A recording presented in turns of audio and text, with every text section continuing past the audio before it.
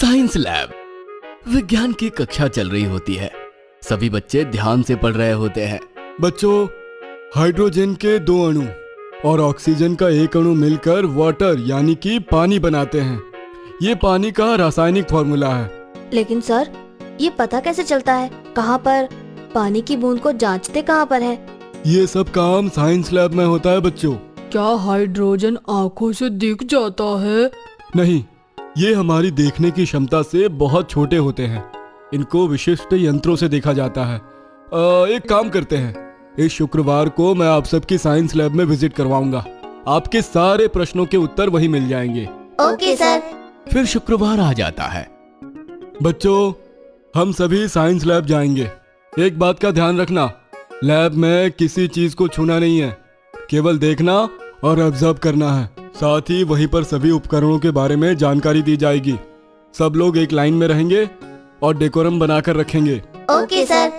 थोड़ी देर में सब बच्चे लाइन बनाकर साइंस लैब पहुंच जाते हैं। वहां जाकर सभी बच्चों की आंखें फटी की फटी रह जाती है। इतनी सारी मेजों पर ऊंचे ऊंचे उपकरण। टीचर सबको माइक्रोस्कोप दिखाते हुए बोलना शुरू करते हैं। ये है माइक्रोस्कोप। इसको हिंदी में सूक्ष्मदर्शी कहते हैं। हमारी आंखों से किसी भी चीज को देखने की एक क्षमता होती है। आंखों से ना दिखने वाली वस्तुओं को इसके द्वारा देखा जाता है। इसकी खोज एंटनी वैन लीवनहॉक ने की थी।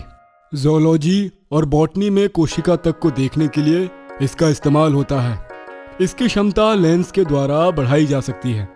वाओ, ये तो कमाल की चीज है सर। क्या मैं इसमें सेल देख सकती हूँ? हाँ, क्यों नहीं। आप सभी एक एक करके इसके अंदर से चीजों को देखो। पानी के अंदर एक ड्रॉप में क्या क्या कीटाणु होते हैं वो भी आपको दिख जाएगा।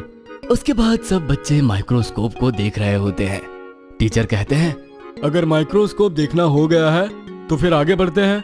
केमिकल यानी कि रसायन कैसे बनता है वो देख लेते हैं। आगे चलें? Yes sir. आइए, मैं सबसे पहले कुछ खास उपकरण दिखाता हूँ। ये जो राउंड ट्यूब है इसको टेस्ट ट्यूब कहते हैं और इसके स्टैंड को टेस्ट ट्यूब स्टैंड कहते हैं।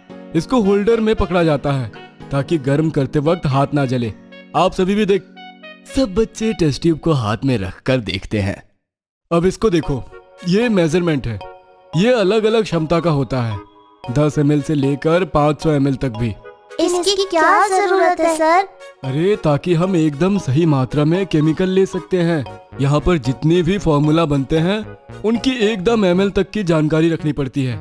उसी से आगे जाकर केमिकल सूत्र बनते हैं। याद है, मैंने आप सबको पानी का सूत्र बताया था। Yes sir, H2O। Very good, आप सभी को याद है। अब इसको देखिए, तार की जाली। कई बार जब इन जार को गर्म किया जाता है तो एकदम तेज आंच से कांच के टूटने का डर बना रहता है। सीधी हीट ना लगे कांच पर, इसलिए इसको लगाया जाता है। इससे हीट कंट्रोल रहती है क्या सर?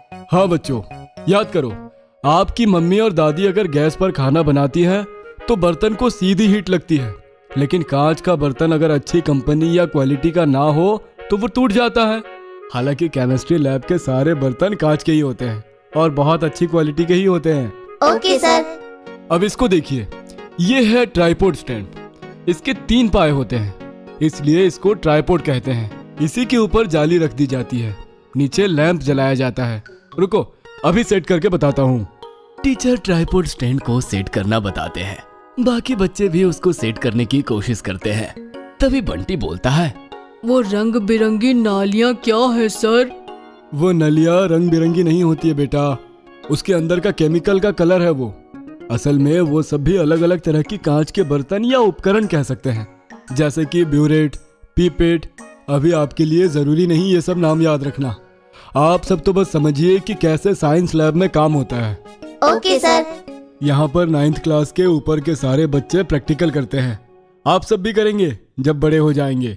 सर, क्या साइंटिस्ट बनने के लिए ऐसी लैब में ही काम करना पड़ता है? हाँ बच्चों, यहीं पर लंबी प्रक्रिया होती है एक साइंटिस्ट बनना। उसके लिए आप बहुत छोटे हैं अभी। तभी वहाँ पर लैब असिस्टेंट आ जाते हैं। नमस्ते सर। नमस्ते बच्चों, ये हमारी लैब के असिस्टेंट हैं। ये इन सभी उपकरणों का ध्यान रखते हैं और साथ ही जब बच्चे काम कर रहे होते हैं तो उन पर पूरी नजर रखते हैं कि कहीं कोई गलत केमिकल को इस्तेमाल ना कर ले। कुछ उपकरण ये भी बताएंगे आपको। नमस्ते सर। नमस्ते बच्चों, आओ मैं आपको ज्वलन नलिका दिखाता हूँ। एकदम छोटी होती है वो। और आइए आपको प्लेटफॉर्म बैलेंस दिखाता हूँ। ये तो सब्जी वाले भैया के पास भी होता है। एकदम सही कहा आपने, ये वही तो है। वहाँ पर बड़े बड़े मेजरमेंट होते हैं, यहाँ पर एकदम छोटे मेजरमेंट के लिए भी डिजिटल उपकरण आ गए हैं अब। वो उन सब बोतल में रंग भरे हुए हैं क्या सर? ये सब सुनकर असिस्टेंट हंसने लगते हैं। नहीं बच्चों, वो अलग अलग केमिकल यानी कि रसायन है जो बोतल में भरे हुए हैं। सबको कांच की बोतल में ही क्यों रखा जाता है सर? क्योंकि कुछ रसायन ज्वलनशील होते हैं, मतलब वो बर्न हो जाते हैं। प्लास्टिक या बाकी बोतल जल जाती है, इस वजह से अधिकतर को कांच में रखा जाता है। वाओ, लेकिन स्टील या लोहे के बर्तन में भी तो रखा जा सकता है। कुछ मटेरियल लोहे के साथ भी रिएक्शन कर जाते हैं, इसलिए उसमें भी नहीं रखा जाता। टीचर दूर से सबको देख रहे होते हैं। उनको बच्चों की जिज्ञासा देखकर बहुत खुशी होती है। मुझे बहुत अच्छा लगा बच्चों, आपने इतने ध्यान से सब कुछ देखा और समझा। मुझे लगता है आप सबके लिए इतनी जानकारी काफ़ी है। अब असिस्टेंट सर को थैंक यू बोल दीजिए ताकि हम अपनी क्लास में वापस लौट आएं। Thank you sir. Thank you बच्चों। और इस तरह सब बच्चे लाइन बनाकर वापस अपनी क्लास में लौट आते हैं। अगर आपको हमारी वीडियोस पसंद आ रहे हैं तो इन्हें लाइक करें, कमेंट करें और सब्सक्राइब करें